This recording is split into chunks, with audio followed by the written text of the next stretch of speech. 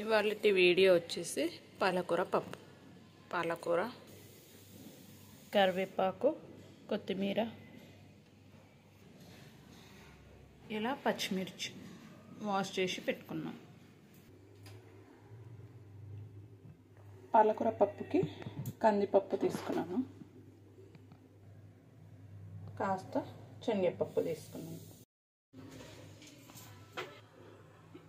ఇందాక తీసుకున్న పప్పుని ఇలా వాష్ చేసుకున్నాక కాస్త వాటర్ పోసి కరివేపాకు, కొత్తిమీర వేసేయాలి.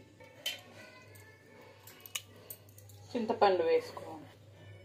కాస్త పచ్చిమిర్చి వేస్తున్నాం కదా, కారం కొద్దిగా వేసుకోవాలి. ఇందాక తీసుకున్న శనగపప్పుని వాష్ చేసి పెట్టుకున్నాం. ఇలా కుక్కర్లో పెట్టేసేయాలి. ఈ పప్పుతో పాటు ఈ పప్పును కూడా ఇలా సపరేట్గా పెట్టేసేయాలి. వాష్ చేసి పెట్టుకున్న పచ్చిమిర్చిని ఇలా పేస్ట్లా చేసుకోవాలి. ఇలా ఇందులో వేసేసుకోవాలి పచ్చిమిర్చి పేస్ట్.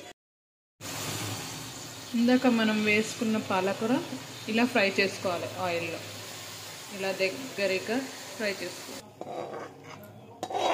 ఇలా వేసేసుకోవాలి పప్పులో.